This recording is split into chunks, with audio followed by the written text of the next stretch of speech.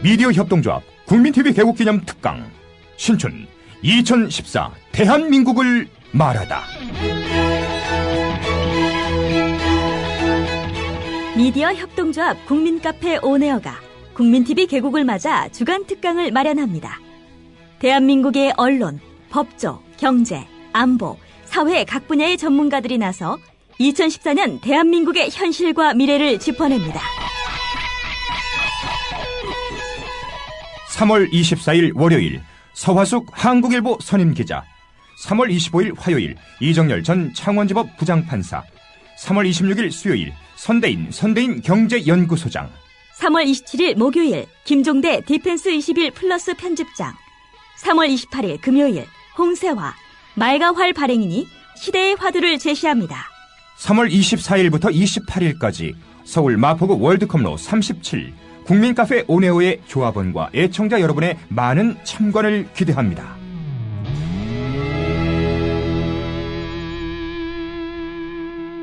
(3월 27일) 목요일까지는 저녁 7시 반, (3월 28일) 금요일 홍세화 발행인 강연만 오후 5시에 시작됩니다.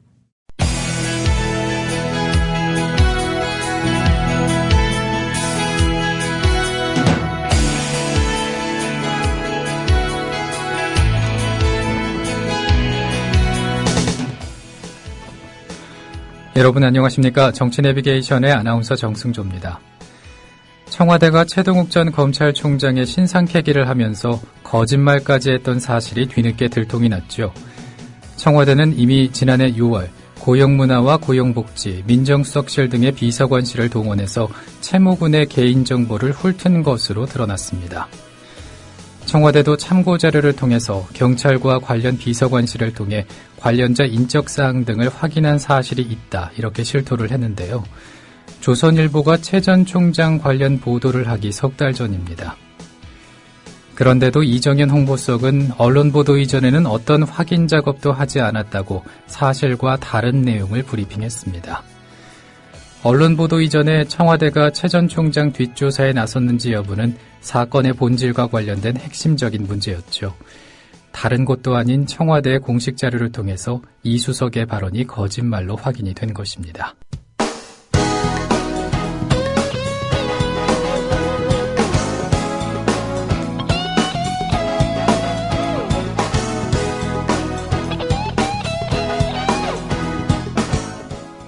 현장성과 깊이가 다른 정치 해설. 지금 여러분께서는 국민TV 라디오 정치 내비게이션을 듣고 계십니다. 진행의 정승조 아나운서입니다. 이어서 정가레이더 시간입니다. 교도소에서 하루 일당 5억 원을 받으며 누욕을 하고 있는 대주그룹 허재호 전 회장에 대한 논란이 뜨겁습니다. 정치권에서는 형법을 개정하겠다는 움직임이 나왔는데요. 이와 관련해서 한겨레 21의 김희연 기자 나와 있습니다. 안녕하십니까? 네, 안녕하세요. 네, 허재호 전 회장이 지금 누욕을 시작하고 있습니까? 예, 어제 오후 1시부터 이 광주교도소에서 일당 5억 원짜리 노역, 청소로 지금 시작을 했습니다.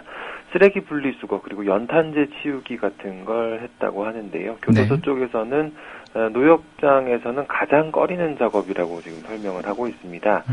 대개는 쇼핑백을 만드는 작업이라든지 두부를 만드는 작업에 참여하게 되는데, 허 전 회장은 뭐 특별한 사정이 없으면 이 가장 꺼린다는 이 청소를 계속하게 된다고 하고요. 오늘부터 하루 8시간씩 일을 하게 된다고 하네요. 그렇군요. 근데 그 허 전 회장의 애초 혐의는 뭐였습니까? 탈세였습니다. 탈세 관련 혐의였는데, 네. 508억 원의 법인세의 탈루를 지시한 혐의였습니다. 2007년이었으니까 시간이 꽤 됐죠. 2007년에 검찰이 기소를 했고요.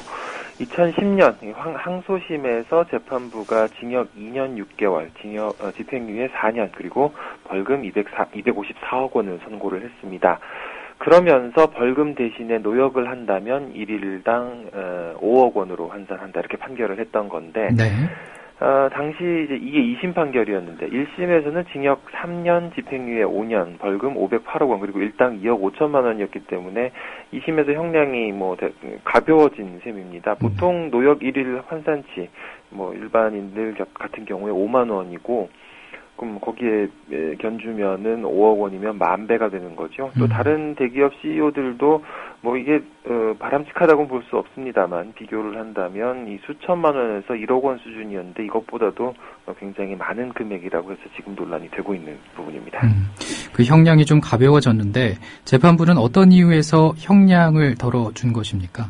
당시 판결문에서는 818억 원의 세금 추징금을 낸 점, 그리고 개인 재산을 출연해서 그룹의 회생에 힘쓰고 있고 또 지역 경제 피해도 최소화시켰다 이런 점 등을 참작했다고 밝혔는데요.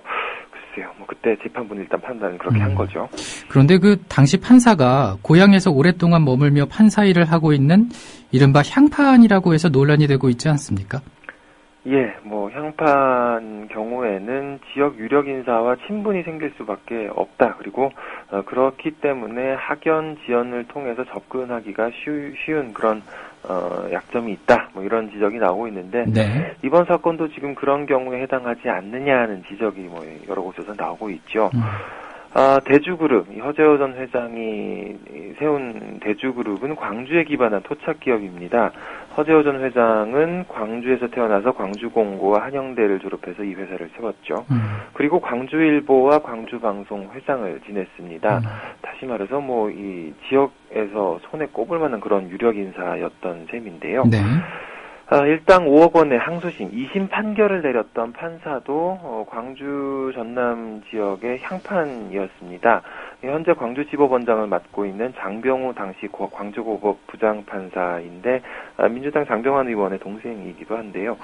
이 광주일고와 서울대 법대를 나왔고요. 1985년 광주지법에 부임을 한 뒤에 80년대 후반 그리고 2000년대 초반에 순천지원에서 일한 걸 빼면은 계속 광주에 머물렀다고 합니다. 결국 광주 전남 지역에서만 계속 일을 했던 셈인 거죠. 판사뿐 아니라 검사도 지역 출신인 향검이었다면서요? 예, 향검이라는 용어는 잘 쓰이진 않는데 이번 경우에는 이게 좀 해당이 되다 보니까 뭐 등장을 했습니다. 1심과 2심 때 검사들이 각각 순천과 광주 출신이었다고 합니다. 처음에 허재호 전 회장이 기소된 게 아까 말씀드렸다시피 2007년이었는데요. 네. 1심에서 순천 출신인 검사가 징역 5년에 벌금 1,016억 원을 구형을 했습니다. 굉장히 형량이 높았던 거죠. 그런데 이제 당시 재판부의 벌금형에 대해서는 선고유예를 요청을 합니다. 2008년이었는데요. 당시 선고유예를 요청한 이유에 대해서는 탈루 세금을 모두 냈다. 그리고 기업에 큰 부담이 될 수 있다고 검사 쪽에서 밝혔는데 그때가 이제 뭐 2008년이니까 미국발 금융위기로 기업들이 위기를 겪던 그런 상황이었습니다. 하지만 뭐 그때 검찰이 이 사건이 뭐 굉장히 중차대하다면서 구속영장까지 청구를 했었는데 그러면서 선고유예를 구형하는 건 모순 아니냐 이런 지적이 지역에서 나왔었고요. 네.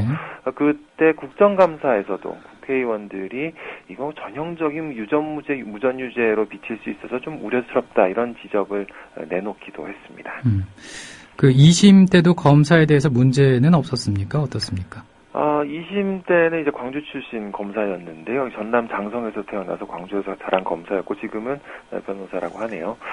근데 이제 일당 5억 원의 2심 판결이 내려진 뒤에도 대법원에 상고를 하지 않았다는 부분에서 지금 뭐 논란이 있긴 합니다만 이거는 사실 뭐 어떤 식으로 보느냐에 따라 좀 다를 것 같습니다. 어쨌든 판사는 한 곳에 오래 근무하는 경우도 덜어 있지만 검사 같은 경우에는 이 순환 근무를 하기 때문에 길어야 2년을 한 지역에 머무는 게 전부입니다. 네. 하지만 뭐 돌고 돌다 보면은 잠시라도 이 연고지에서 일하는 경우가 생길 수밖에 없고 그러면은 이 뭐 검사도 판사들과 마찬가지로 고향에 부임해서 지연 학연이 작용할 소지가 생긴다, 뭐 높아진다 이런 지적이 나오는 거죠.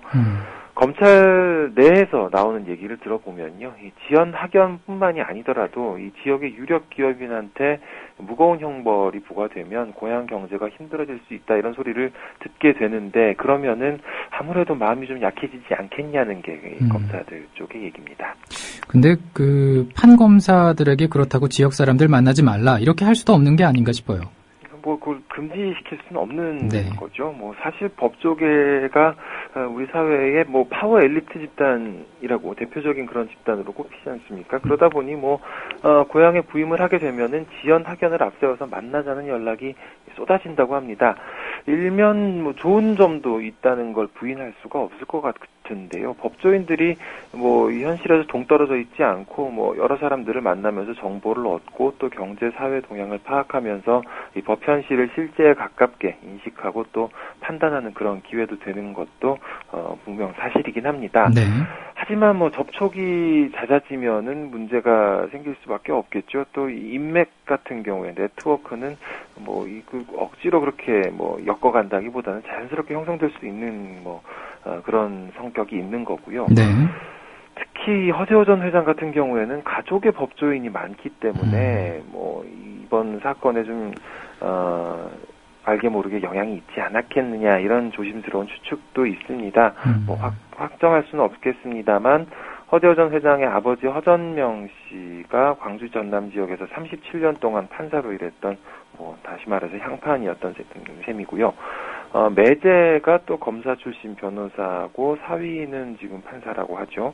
허 전 회장의 동생이 2000년대 중반까지 있었던 이 중부 지역의 판사 변호사 골프 모임이 있는데 거기서 스폰서 역할을 한 것으로 좀 알려지고 있기도 해서 여러모로 법조계와 가까웠던 탓에 아무래도 좀 의혹의 눈초리가 좀 쏟아지는 부분도 있는 것 같습니다. 그렇군요.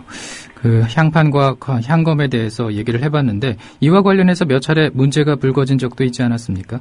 뭐 다른 지역까지 갈 것도 없이 지금 문제가 되고 있는 광주 지역에서도 몇 차례 있었는데요. 네. 법원의 파산부에 있는 판사가 법정 관리인들한테 동창생 변호사를 선임하도록 알선하는 뭐 그런 등의 혐의로 기소가 돼서 벌금 300만 원 판결을 받은 일도 있었죠.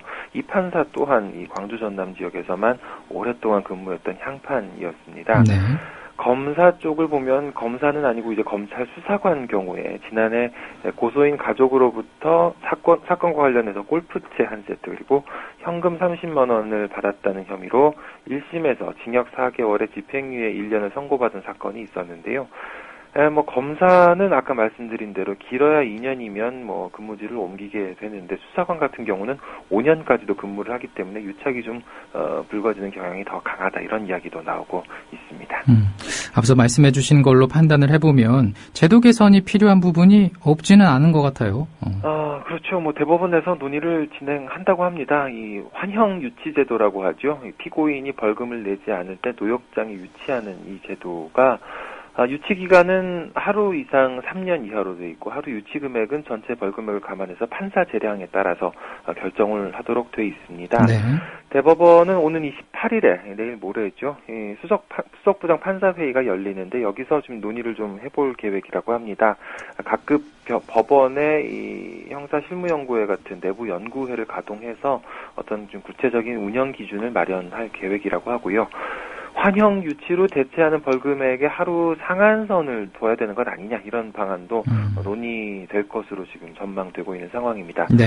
또 지금 말씀드린 이 지역법관 향판제에 대해서도 이 지역법관제로 인해서 국민 전체 법감정에 맞지 않는 재판이 이루어진다 이런 비판이 있다면 개선안을 적극적으로 검토하겠다는 게 대법원의 입장입니다. 네. 그런가 하면 정치권에서도 제도 개선 움직임이 있죠? 예, 뭐 활발하다고 볼 수는 없는데 일단 뭐 계속 이게 이제 뭐 사회적인 이슈가 되다 보니까 이제 정치권에서도 대응을 하는 그런 분위기죠. 새누리당의 박민식 의원 검사 출신인데요. 네.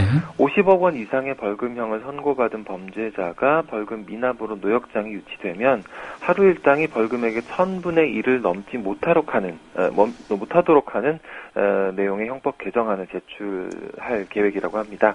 또 이 법안에는 개정안에는 고액 미납자의 경우에 최소 1000일 이상 노역장에 유치해야 된다. 뭐 이런 내용도 담겼는데요.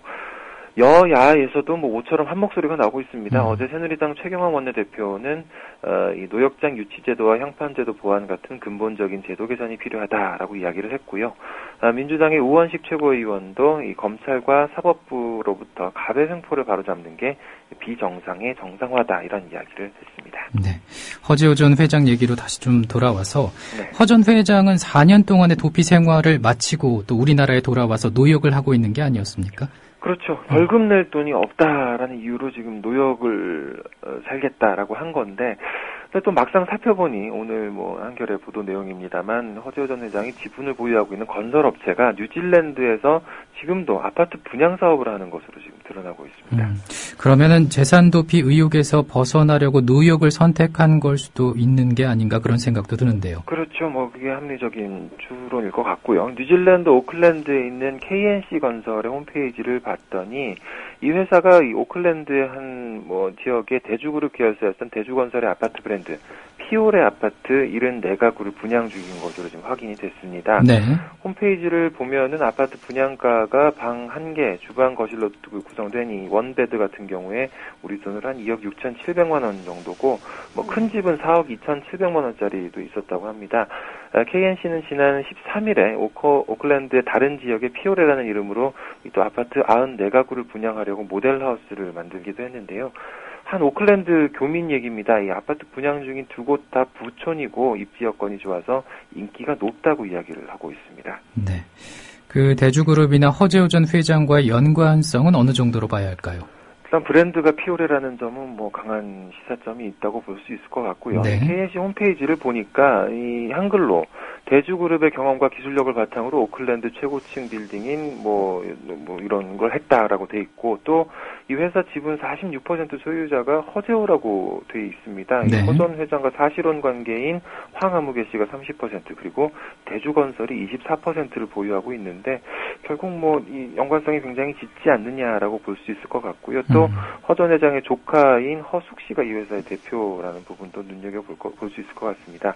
일단 뭐 허숙 대표와 통화를 시도했는데 연락이 닿지는 않았는데 어쨌든 뭐 이 허재호 전 회장에 대한 의혹은 가라앉지 않을 것 같습니다. 네, 오늘 여기까지 듣죠. 고맙습니다. 감사합니다. 한겨레 21의 김희연 기자였습니다. 지니님께서 뭘 어떻게 판결을 내리던 법에 근거해야 할 것 아닙니까? 합리적 이해가 있어야 할 것이고요. 완전 유전무죄, 무전유죄 아닙니까? 이런 식이면 왜 법이 있고 재판이 있는 건지 우라통이 터집니다. 좋은 의견 감사합니다. 정치 내비게이션 내일 아침 7시에 또 인사드리겠습니다.